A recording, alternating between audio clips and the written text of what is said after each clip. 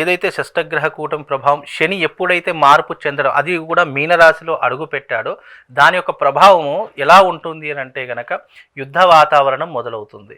అలాగే నీటికి సంబంధించినటువంటి సునామీలు లాంటివి కానివ్వండి, నీటి ప్రదేశాలు, మంచు పర్వతాలు ఎక్కడైతే ఉన్నాయో అక్కడ అనేక రకాలైనటువంటి సునామీ దాడులు జరగడం కానీ, సునామీలు రావడం కానీ ఇలాంటివి జరుగుతూ ఉంటాయి. అలాగే ప్రజలందరూ పిట్టల్లా రాలిపోవడం జరుగుతూ ఉంటుంది. అలాగే ప్రకృతిలో మార్పులు రావడం జరుగుతుంది. అలాగే వ్యాధులు ఇంకా ప్రబలించేటటువంటి అవకాశాలు ఎక్కువగా ఈ యొక్క మాసంలో అలాగే ఈ సంవత్సర కాలంలో జరిగేటటువంటి సూచనలు కనిపిస్తున్నాయి. ఇప్పుడు 2025లో ఈ యొక్క పరిణామం జరుగుతూ ఉంది.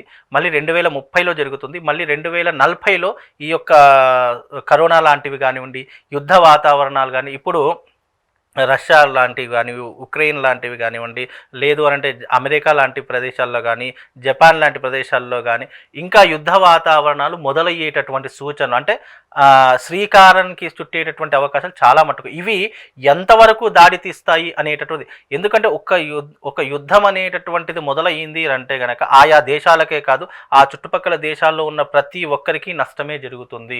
ప్రాణ నష్టం జరుగుతుంది, ఆస్తి నష్టం జరుగుతుంది, ఎన్నో రకాలైనటువంటి నష్టాలు అనేక రకాలుగా జరుగుతూ ఉంటాయి. ఇవన్నీ కూడా